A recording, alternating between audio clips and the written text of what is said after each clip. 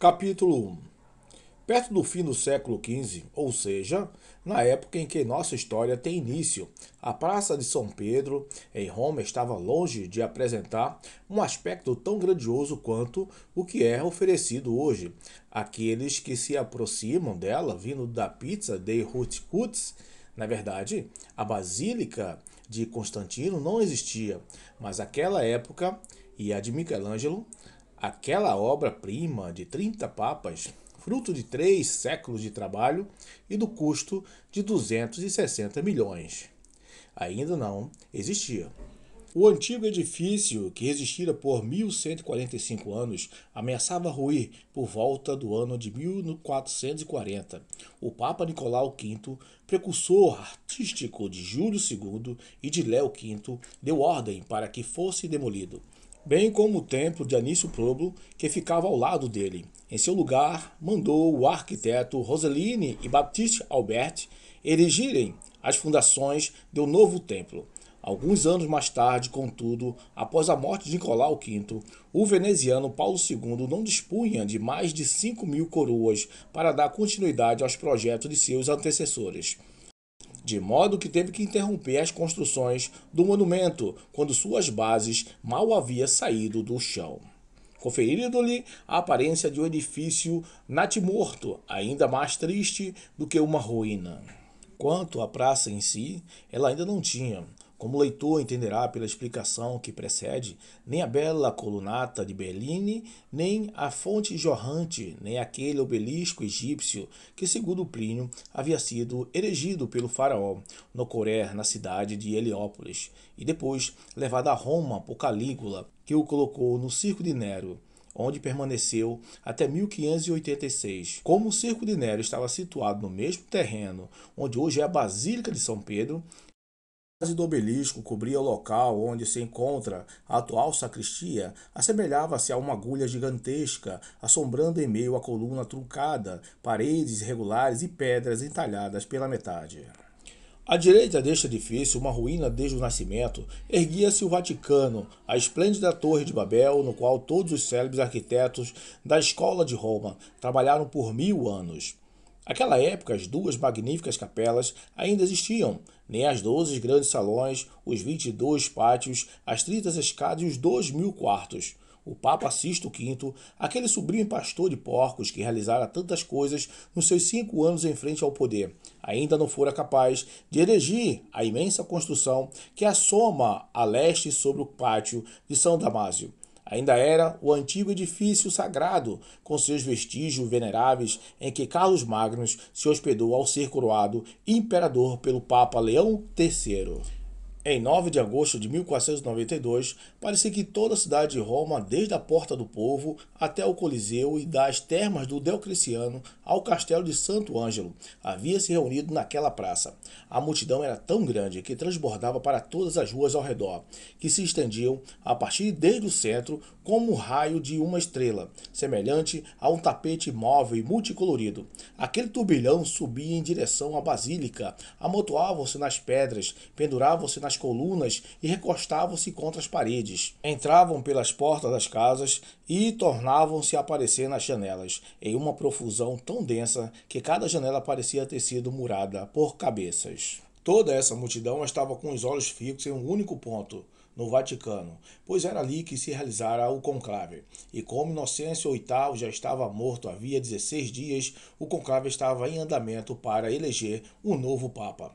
Roma é a cidade das eleições, desde a sua fundação até os dias atuais, ao longo de quase 26 séculos. Ela elegeu reis, consules, tribunos, imperadores e papas, e por esse motivo que durante os dias de conclave, Roma parece ter sido acometida por uma estranha febre que impele todos em direção ao Vaticano, ao Monte Carvalho. A depender de em qualquer desses 2 edifícios, a Assembleia Escarlate será realizada. A eleição de um novo pontífice é um grande acontecimento para todos. Na verdade, de acordo com a duração média estabelecida no período entre São Pedro e Gregório XVI, cada Papa permanece por cerca de 8 anos no cargo.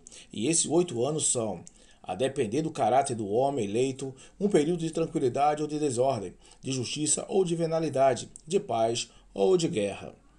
Nunca desde então o dia em que o primeiro sucessor de São Pedro se sentou no trono papal, até o interregno de que estamos falando, haveria uma agitação tão grande quanto neste momento, com a multidão se aglomerando na Praça de São Pedro e nas ruas circundantes. É verdade que havia um motivo para isso. Inocêncio VIII, chamado de pai de seu povo, pois havia acrescentado a seus súditos 8 filhos e a mesma quantidade de filhas. Depois de ter levado uma vida de autoindulgência, morreu após longo período de agonia, durante o qual, se você acreditar no Diário de Stefano e Fissura, foram cometidos 220 assassinatos nas ruas de Roma. Como de costume, a autoridade do Papa foi transferida ao cardeal Carmelego, que gozava de poderes soberanos durante o interregno. Portanto, todos os compromissos do cargo passam a ser obrigação dele: mandar cunhar moeda com seu nome e o brasão de sua família, retirar o anel do pescador do dedo do falecido portífice, vestir o cadáver, barbeá-lo, embelezá-lo e embalsamá-lo, e baixar o caixão após 9 dias de enxerquias no nicho provisório, onde o Papa falecido deve permanecer até que o sucessor seja eleito e o transfira para seu jazigo final.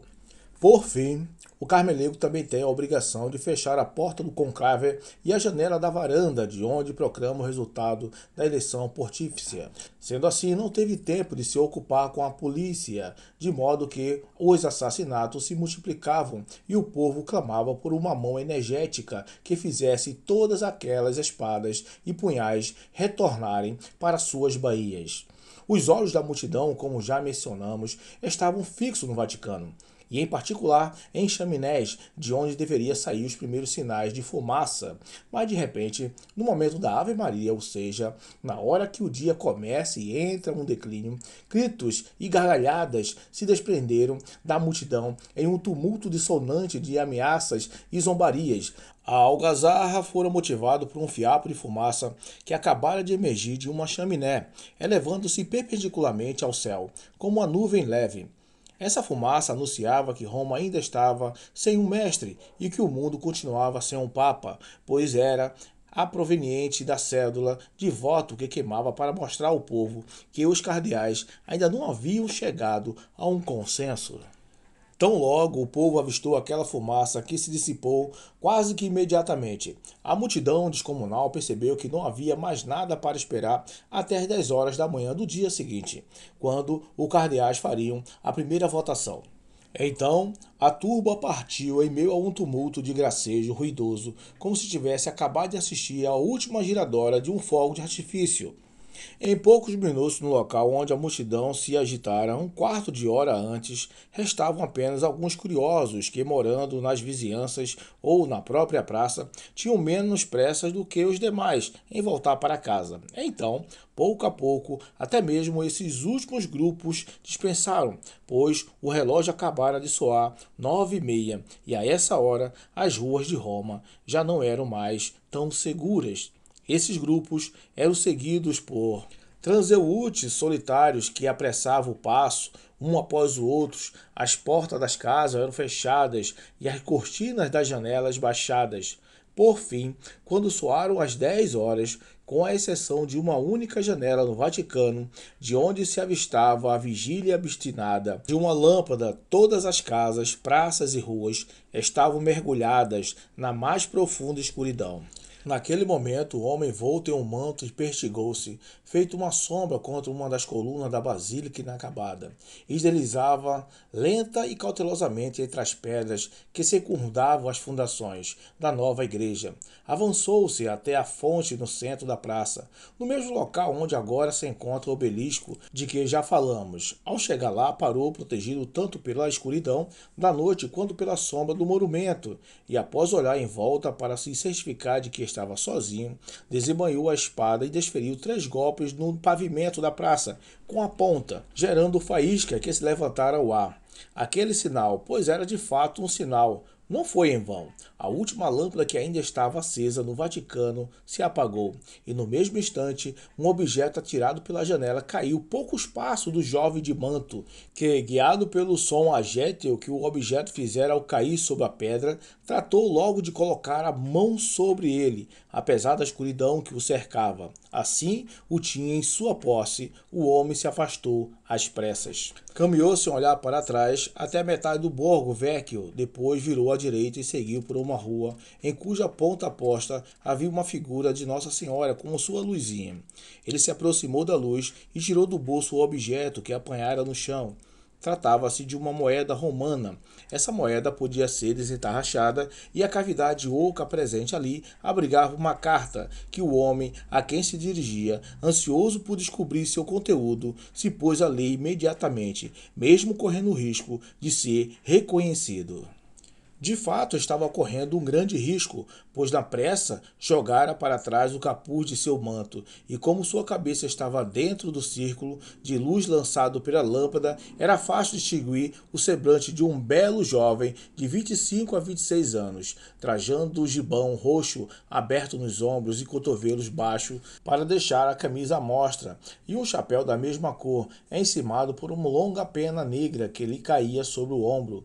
É verdade que ele não permaneceu lá por muito tempo, pois assim que terminou de ler a carta, ou melhor, o bilhete que recebeu de forma tão estranha e misteriosa, colocou-o de volta em seu receptáculo de prata e, arrumando o manto de modo a cobrir toda a parte inferior do rosto, retomou a caminhar o passo a passo que atravessou o Borgo Santo Espírito se tomou a via dela, lugar a qual seguiu até chegar à igreja de Regina Coeli. Uma vez ali, deu 3 batidas rápidas na porta de uma bela casa, e ela se abriu de imediato. Então ele galgou os degraus e entrou em um cômodo onde 2 mulheres o aguardavam com tamanha impaciência que, ao avistá-lo, ambas perguntaram uníssono: Ora, Francisco, quais são as novas? Boas notícias, minha mãe. Boas notícias, minha irmã. Respondeu o jovem às 2 mulheres, beijando uma e estendendo a mão para a outra. Nosso pai ganhou mais 3 votos hoje, mas ainda precisa de 6 para conseguir a maioria. Mas não tem como comprá-los, exclamou a mulher mais velha, ao passo que a mais jovem, em vez de falar, questionava o irmão com os olhos. Respondeu o jovem. E foi exatamente isso que meu pai pensou. Ele doou seu palácio em Roma ao cardeal Orsini, além de seus 2 castelos de Monticello, Açoriano, ao cardeal Colonna, sua abadia de Subiaco ao cardeal de Santo Ângelo, o bispado do Porto, com os móveis e adegas, e a cardeal de Palma. Quanto ao cardeal Ascanio Sforza, ele já sabe que anteontem lhe mandamos 4 mulas carregadas de prata e cerâmica e, por esse presente, comprometeu-se a dar 5.000 ducados ao cardeal patriarca de Veneza. Mas como vamos fazer para os outros cardeais saberem das intenções de Rodrigo? Perguntou a mais velha das 2 mulheres. Meu pai previu tudo e traçou um caminho fácil para nós. Você sabe, minha mãe, com que cerimonial o jantar é servido aos cardeais? Sim, em uma leiteira, dentro de um grande cesto com o brasão do cardeal a quem se destina a refeição. Meu pai subornou o bispo encarregado da supervisão. Amanhã é dia de festa. Aos cardeais Orsini, Colonna, Savelli e Santo Ângelo, de Parma e de Genova, serão enviados frangos assados. A cada frango conterá uma escritura devidamente lavrada, feita por mim em nome de meu pai, das casas, palácios e igrejas destinadas a cada um deles. Esplêndido, exclamou a mulher mais velha. Agora tenho certeza que tudo correrá bem. E com graça de Deus, acrescentou a mais jovem, com um sorriso estranhamente zombeteiro, nosso pai será papa. Ah, será um grande dia para nós, exclamou Francisco, e para todo o mundo cristão, respondeu sua irmã com uma expressão ainda mais irônica. Lucrécia, Lucrécia, ralhou a mãe, você não merece a felicidade que está vindo ao nosso encontro. Que diferença faz se mereço ou não, já que ela virá de um jeito ou de outro? A propósito, mamãe, você conhece o provérbio? As famílias numerosas são abençoadas pelo Senhor, e a nossa ainda mais. pois muito se parece com a dos patriarcas. Enquanto falava, ela lançou um olhar tão devasso ao irmão que o jovem enrubesceu, mas naquele momento os pensamentos dele estavam voltados para outros assuntos que não são seus amores incestuosos. Ordenou que o quarto criado fosse acordado. Enquanto se equipava para acompanhá-lo, ele redigiu e assinou as 6 escrituras que seriam entregues aos cardeais no dia seguinte. Como não queria ser visto na casa da sua mãe, resolveu aproveitar a noite para entregá-los eles mesmos, encarregada de levá-los aos seus destinos, conforme combinado na hora do jantar dos cardeais. Então, quando as escrituras estavam prontas e os criados apostos, Francisco saiu com eles, deixando as 2 mulheres a se deleitar com os sonhos dourados de sua futura grandeza. Assim que o dia raiou, o povo voltou a correr tão ardente e ansioso quanto na véspera para a Praça do Vaticano, ali no horário de costume, ou seja, às 10 da manhã. A fumaça ainda espiralava em tons escuros, provocando risos e sussurros ao anunciar que nenhum dos cardeais havia garantido a maioria. Começou, todavia, a se espalhar o boato de que as chances se dividiram entre 3 candidatos: Rodrigo Borgia, Giolino Tella e Rovelli Ascanio Esfosa. O povo nada sabia sobre as 4 mulas carregadas de prata e cerâmica que haviam sido levadas à casa de Esfosa e, em troca dos quais, ele cedera seus próprios votos ao rival. Em meio ao alvoroço suscitado na multidão em razão da falta de notícia, ouviu-se um cântico solene. Tivera início uma procissão liderada pelo cardeal Carmelego com o objetivo de pedir ao céu a rápida eleição de um papa, tendo a Basílica de Santa Maria em Aracoli, no Monte Capitolino. Como ponto de partida, a procissão faria parada diante das principais imagens de Nossa Senhora e das igrejas mais populares. Assim que as pessoas avistaram o crucifixo de prata que vinha à frente da procissão, tudo mergulhou no mais profundo silêncio e todos caíram de joelho. Uma grande calmaria se seguiu ao tumulto e alvoroço de alguns minutos antes, que a cada nova lufada de fumaça assumiu um caráter mais ameaçador. Muitos suspeitaram astuciosamente que a procissão tinha um propósito político além do religioso e que sua influência deveria ser tão grande na terra quanto no céu. De qualquer forma, se essa tivesse sido a intenção do cardeal Carmelego, ele não se enganou e produziu um efeito desejado. Ao fim da procissão, as risadas e brincadeiras continuaram, mas os gritos e as ameaças cessaram por completo. O dia inteiro sucedeu dessa forma, pois em Roma, sejam cardeais ou lacaios, ninguém trabalha, mas todos sobrevivem e ninguém sabe como. A multidão ainda era muito numerosa quanto, por volta das 2 horas da tarde, uma outra procissão que teve tanto poder de suscitar algazarra quanto a primeira tivera de impor silêncio. Também percorreu a Praça de São Pedro. Era a procissão que levava o jantar dos cardeais. O povo a saudou com a zombaria habitual, sem ao menos suspeitar, por mais irreverente que fosse, de que essa procissão, muito mais eficaz que a anterior, acabara de decidir a eleição do novo Papa. Assim como na véspera chegou a hora da Ave Maria, mas também, como na véspera, o longo dia de espera culminou em decepção, pois quando soaram as 8h30, a fumaça escura reapareceu no topo da chaminé. A certa altura, porém, boatos soprados de dentro do Vaticano começaram a se espalhar pelo lado de fora. A notícia que, quase certamente, as eleições ocorreriam no dia seguinte.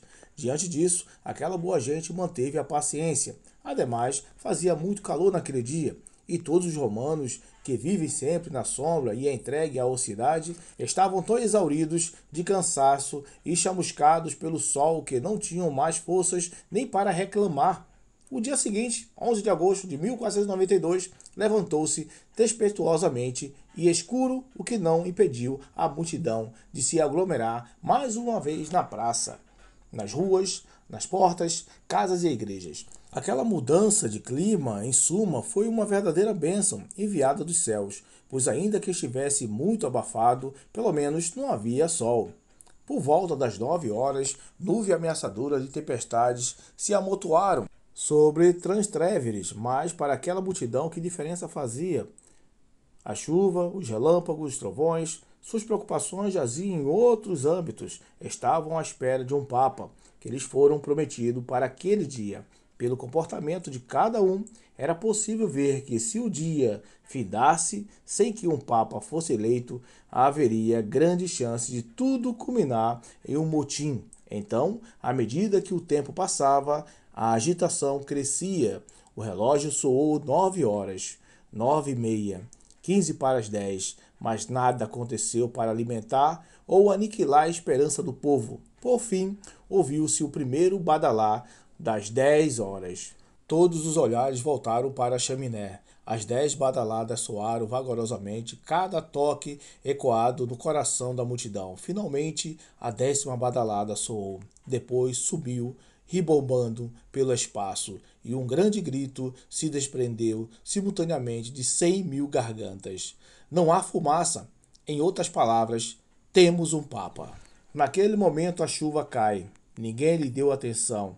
Tão grandiosa eram as manifestações de alegria e impaciência de todo o povo. Passados alguns instantes, uma pedrinha enfim se soltou da janela, murada que dava para a varanda, para a qual todos os olhares estavam voltados. Um grito geral saudou sua queda. Pouco a pouco, a abertura foi aumentando, até que, passado alguns minutos, estava grande o suficiente para permitir que um homem saísse na varanda. O cardeal Ascânio Esforza apareceu.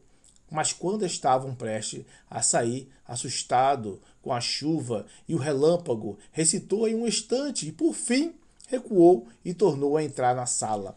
A multidão imediatamente irrompeu em uma tempestade de gritos e maldições, e Ruivo, ameaçando demolir o Vaticano, e ia atrás do Papa por conta própria. Diante daquele tumulto, o cardeal Esforza, mais apavorado com a tormenta que vinha do povo do que aquela que vinha do céu, retornou à varanda. Então, em meio ao ribalba de trovões, em um momento de silêncio surpreendente, para quem tivesse escutado o estrondo anterior, ele fez a seguinte declaração: é com grande alegria que anuncio a vocês que o eminente e reverentíssimo signo Rodrigo Lesuolo Borgia, arcebispo de Valência, cardeal diácono da Basílica de São Nicolau, no Cáceres, vice-chanceler da Igreja, acaba de ser eleito o Papa e escolheu para si o nome de Alexandre VI. A notícia dessa nomeação foi recebida com um arroubo estranho de alegria. Rodrigo Borgia tinha a fama de um homem dissoluto. É verdade, mas a libertinagem já havia ascendido ao trono papal com Sisto IV e Inocêncio VIII, de modo que para os romanos não havia nenhuma novidade na situação singular de um papa com um amante e 5 filhos. Naquele momento, o mais importante era que o poder recaíra em mãos fortes, e era ainda mais importante para a tranquilidade de Roma que o novo Papa herdasse a espada de São Paulo em vez da chave de São Pedro. E então, nas festas que o Papa dera naquela ocasião, o traço mais dominante era o bélico e não o religioso. E parecia que era a nomeação de um jovem conquistador que estava sendo celebrada em vez da eleição de um velho pontífice.